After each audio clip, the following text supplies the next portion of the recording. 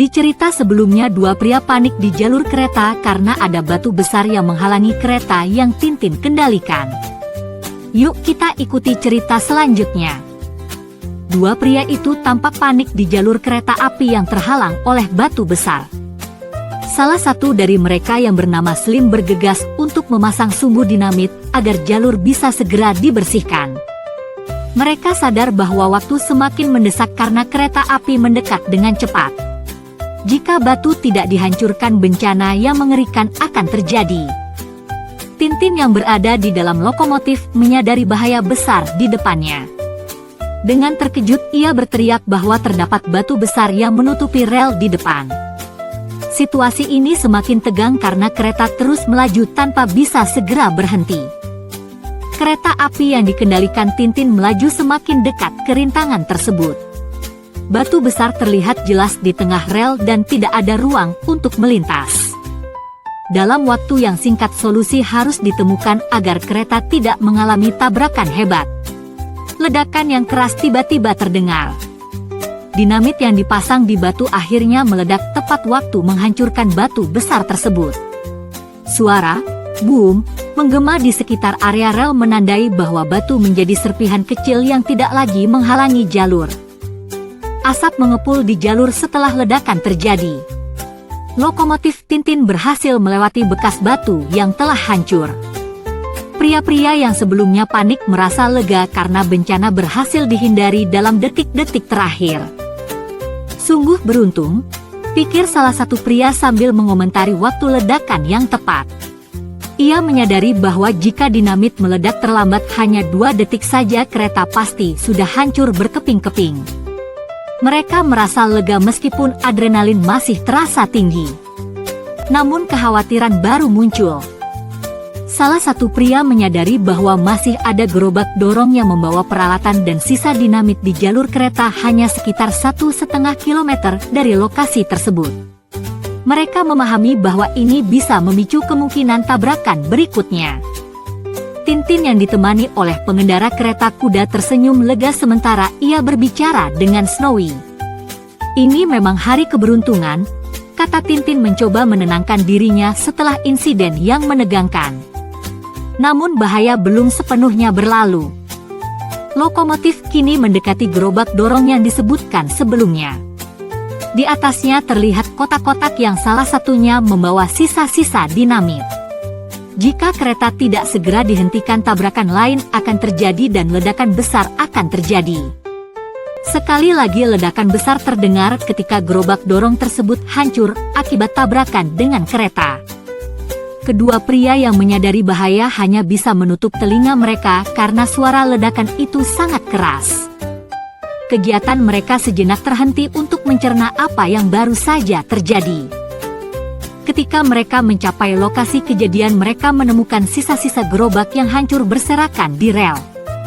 Salah satu pria tampak berlari menuju lokasi ledakan sambil berkata, "Kasihan! Sungguh sebuah kesalahan yang fatal." Pria lainnya melihat kerusakan di sekitar dan berkomentar bahwa ini benar-benar sebuah musibah besar. Para awak kereta pasti sudah hancur tak dikenali lagi, katanya sedih sembari melihat puing-puing yang berserakan.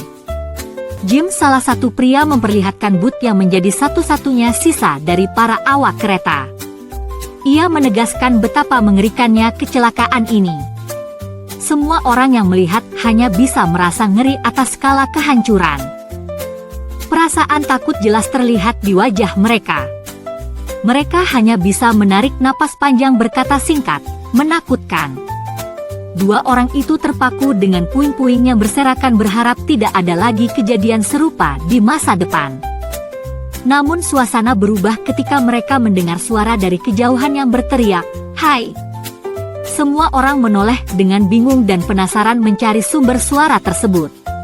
Mereka mencoba mencari tahu dari arah mana suara tersebut datang. Akhirnya mereka melihat ke atas. Ternyata suara memanggil itu datang dari atas pohon.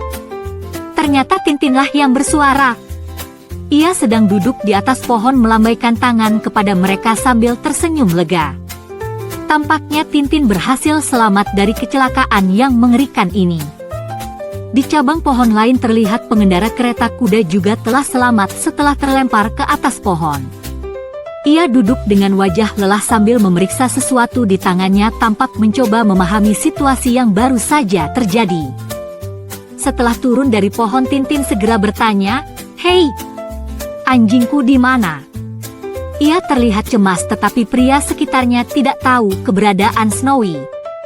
Mereka berkata tidak menemukan apapun di lokasi kejadian. Tintin mencari dengan penuh semangat, tidak percaya bahwa Snowy bisa hilang begitu saja. Ia berupaya menggeledah setiap sisa kereta untuk menemukan anjing setianya, namun sejauh ini usahanya belum membuahkan hasil. Akhirnya Tintin berhasil menemukan Snowy yang terjebak di bawah reruntuhan gerbong arang. Dengan penuh kegirangan Tintin mengangkat Snowy sembari berkata, "Aku pikir kali ini kau benar-benar celaka." Snowy meskipun kotor dan kelelahan tampak senang bertemu kembali dengan Tintin. Setelah menenangkan diri sejenak, Tintin memberitahu para pria di lokasi bahwa ia harus segera pergi untuk mengejar seorang penjahat berbahaya. Meskipun mereka mencoba mencegahnya, Tintin tetap bersikeras melanjutkan misinya. Tintin dan Snowy kini berangkat menuju padang pasir dengan semangat baru. Berkat kebaikan dua pria yang memberinya persediaan, Tintin merasa siap menghadapi apapun yang ada di depannya.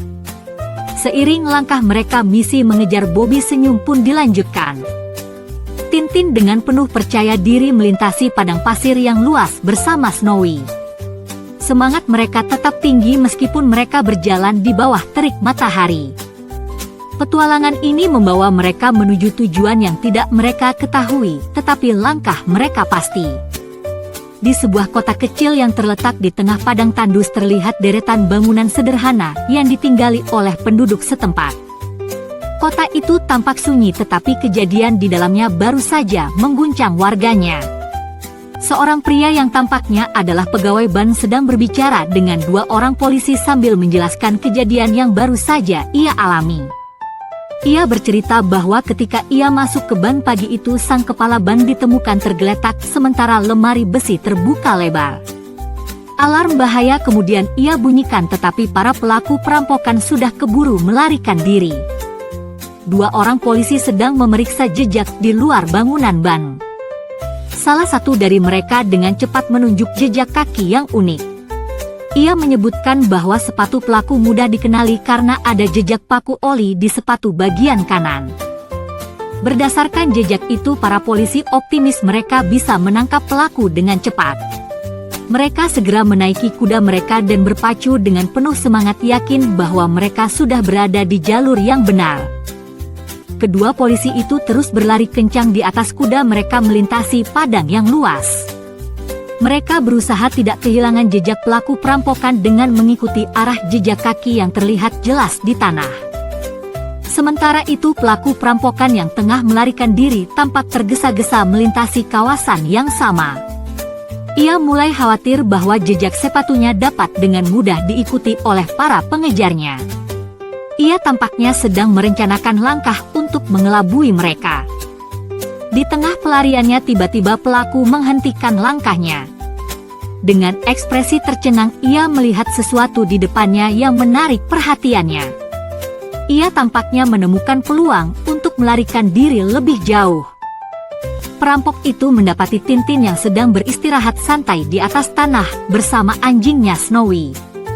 Dengan senang hati dia memutuskan untuk memanfaatkan situasi ini. "Bagus sekali. Si Pedro memang pintar," katanya, merasa telah menemukan rencana sempurna untuk mengelabui para pengejarnya. Dia memasang sikap waspada. Ia memegang pistol sambil berbisik pada dirinya sendiri, berencana untuk bertindak jika Tintin tiba-tiba terbangun atau bergerak. Ia tampaknya tidak ingin mengambil risiko apapun yang bisa mengacaukan rencananya. Setelah memastikan semuanya berjalan sesuai rencana, pelaku melanjutkan perjalanannya dengan membawa tas hasil rampasan. Ia merasa lega dan berkata bahwa kini ia tidak perlu khawatir lagi. Di akhir cerita, saat Tintin dan Snowy sedang istirahat, mereka kedatangan perampok yang sedang dalam pelarian. Yuk kita cari tahu apa yang perampok itu lakukan terhadap Tintin yang sedang tidur.